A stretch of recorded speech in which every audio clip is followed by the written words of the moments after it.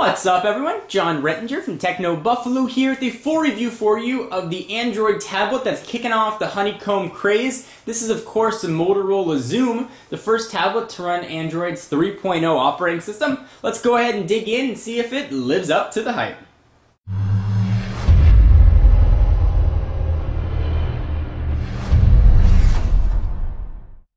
Being a slate device, how you interact with the tablet and how you get your information is going to be of paramount importance. So that's where we're going to begin with the navigation and UI. There are a lot of differences here with previous versions of Android. The first and most notable is the presence of a soft home button. We don't have any physical buttons here on the outside of the screen. So you don't have your capacitive home menu back and search button or sometimes physical buttons in the case of some devices. It's completely soft here. And it's always going to be present in the bottom left-hand corner, no matter what orientation you have your device. It's always going to be there no matter what application you are in.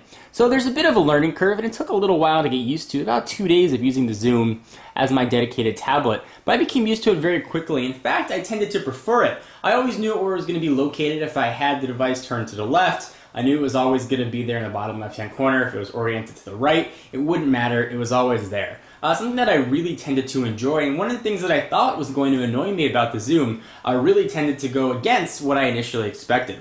Next, you've got a very nice and intuitive notification system down here below, similar to what you might see if you've ever used Growl notifications. They pop up in a very unobtrusive manner, and they don't stop what you're doing. You can see right there I've got an email, calendar, and you can have a ton of other choices. You can pull up settings very quickly by tapping the clock, and it'll show you all your notifications. You can tap the home screen to get rid of them. You've got what I'm sort of referring to as smart widgets. You can interact with these widgets in a lot of new manners that you couldn't necessarily easily do with older versions of Android. So for example, I've got a CNN application right here. I can go ahead and scroll through different articles, find what I want, click it, and it will launch the browser. Emails here, you can see the same thing, calendar, and some web choices. Now how you're going to access these widgets might be very familiar if you used Android. Go ahead and tap anywhere of the 5 home screens here, and you've now got 4 choices for choosing. 4 choices for choosing, of course. You've got widgets, app shortcuts, wallpapers, and more. And in the more category, you're going to see a ton of different choices here. Bookmark, contacts, email account, Gmail label, and a few other options. If you want to go back, you've got another soft button down there, which is going to be a left arrow. Let's go ahead and select home. The next thing that I want to mention is a button that lives right to the right of that home button. Looks like 2 rectangles. That is your multitasking, which is done in a very new and I think pretty intuitive way here with Android 3.0. If you go ahead and select it, it's going to pull up what you're most recently doing. So if I wanted to jump into my browser, I can go ahead and do that very easily. If I wanted to go back into settings where I was earlier, go ahead and do that nice and easily. The multitasking here really is done very eloquently, if you can say that. In a very easy to understand fashion. Overall, using the UI and the navigation, there definitely was a learning curve. If you've ever used an Android device, you're going to have to remember how to do different things. You're going to have to try and forget what you used to do on previous versions of Android. Overall, it took me about 3 to 4 days to really get a hang of the nuances of the device and learn how to use it. Alright, so next let's talk about performance. This thing is really packing a powerhouse of a processor. With the NVIDIA Tegra 2 dual-core chip. This thing should be very, very fast. And I found it wasn't as blistering fast as I expected it to be. Launching applications, for example, could be very slow. And that may be due to a very severe lack of dedicated tablet applications in the Android market, which we'll talk about in just a minute. I experienced several crashes while browsing the web, and I think it comes from a lack of optimization for the dual-core hardware. Now, while Android 3.0 Honeycomb is supposed to be optimized, it is the first version of the operating system. I do suspect that future Android updates will alleviate a lot of these concerns, but if you're looking for a blistering fast tablet performance, you're not going to get that on the Xoom. It is certainly fast for everyday usage, and it is relatively zippy while doing tasks, everyday tasks such as multitasking. But if you're expecting huge speeds improvements over what you've seen on your Snapdragon Android phone or on an iPad by comparison, you're not going to be overly impressed with the performance. Again, I do think that's going to improve with subsequent software updates. Next, let's talk about the screen. It's got a 10.1-inch diagonal capacitive display, and the resolution of 1280 by 800 should be vivid. but images do tend to look a little bit washed out. So I'm going to go ahead and use the multitasking here, and we'll jump into gallery and look at an image that I took, for example, using the rear-facing 5-megapixel camera.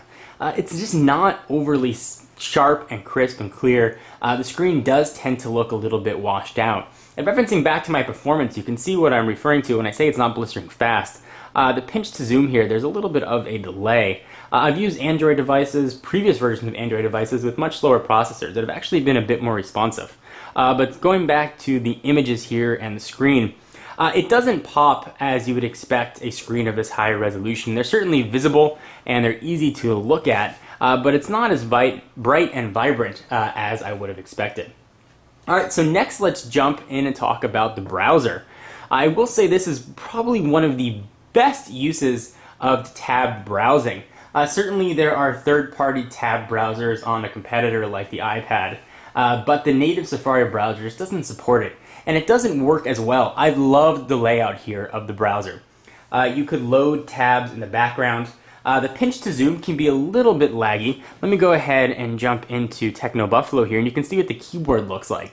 The keyboard here is extremely easy to use, very easy to type on, and the autocorrect, as sort of typical Android, is excellent. So I'll go ahead and load it up here, and we'll take a look at the browsing. And this will sort of reference back to the performance. It's a little bit slow. It's not as fluid as I would expect from a modern tablet. It's very usable though, and I think that I was getting a bit excited with the properties of what Tegra 2 could do, and perhaps there's a little bit of managing expectations. Now certainly it's not going to be a hard internet experience. You're not going to be waiting for pages to load, assuming you're on a decent internet connection, but you're just not going to get blistering fast performance. So go ahead and see what the scrolling looks like there. Go ahead and stop, and of course you can do your multi-touch pinch to zoom. I will say though that I love the browser on this. I think the tab browsing is absolutely outstanding. Flash is not yet on it, so that might be a problem for some, but Adobe has said it'll be coming very soon. That's more of an Adobe issue than a Motorola or Google thing. Alright, so let's go ahead and jump home, and let's talk about apps, since apps are generally what a lot of us use on our mobile devices. Now, unfortunately, there are not that many dedicated applications here for the tablets. I'm going to go ahead and show you what the redesigned Android market looks like. They did a fantastic job with the UI of this. It really looks very nice. If I jump into featured tablet apps, for example, there just aren't that many right now. Now, day by day, more and more show up as developers get access to the APIs and they have time to develop. So certainly this is a problem that will rectify itself very soon. But there aren't that many applications right now that are meant for Android 3.0 Honeycomb. So what that means is you're going to have to use the legacy applications that were meant for, you know, the 2. whatever operating systems. Things like Twitter, for example. You're going to have to use an older application. And I found that I had a problem using older applications with crashing. Oftentimes they weren't fully supported if I wanted to use something on a regular basis. Like I use Bloomberg, for example. That would constantly crash.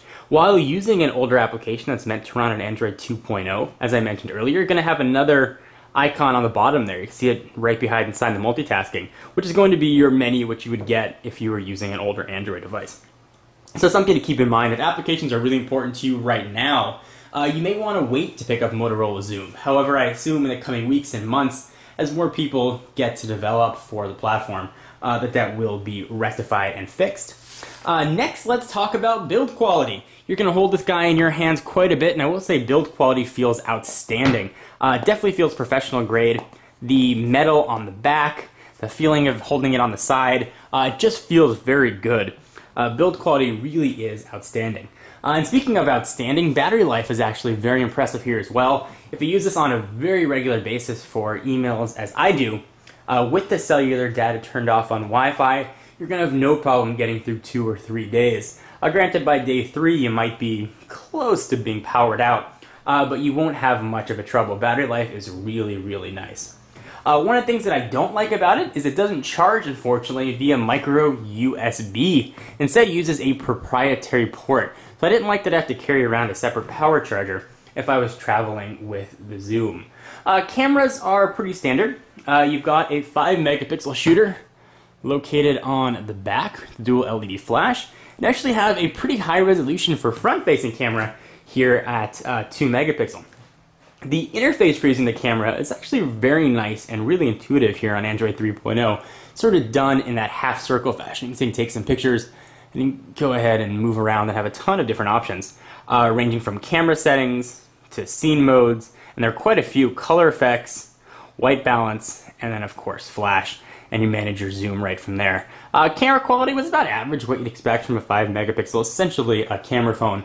Certainly it's not going to replace your daily point-and-shoot camera, but for getting pictures of your dog, your cat, or whatever you might want to do, this is really going to probably work out very nicely for you. So the conclusion: I think the Xoom has tremendous potential.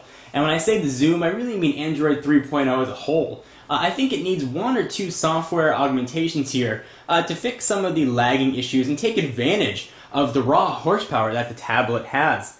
I think that once we get the 4G LTE upgrade as well, it's going to be screaming fast for the mobile users. I love that it has DLNA support, and I really would like there to be more application support from day one. And that fault lies with Google for not releasing the SDK until relatively close to Android 3.0's launch. I'd say if I have to grade this on a 1 to 5 star scale, it gets a very solid 3.5, but has potential for much more. Once we get more applications, once we have to rely less on older apps that were meant for Android 2.0, once we've got a software upgrade or two that takes more advantage of the multiple cores found in the Tegra 2, which most of these tablets are going to be running, I think we're looking at an outstanding competitor for the iPad, for HP's touchpad, and whatever else may be coming on the market. Looking at you, Ring Playbook. So if you are an Android fan, or you just want to give Android tablets a try, I do not think you're going to be disappointed with the Motorola Xoom, and your experience is only going to get better as more developers get their hands on it. So I'd love to hear what you guys have to say. Are you Xoom fans? Are you not Xoom fans? Do you agree or disagree? Sound off down below. I'm John Rettinger from Techno Buffalo, and I'll see you in the next video. Bye-bye.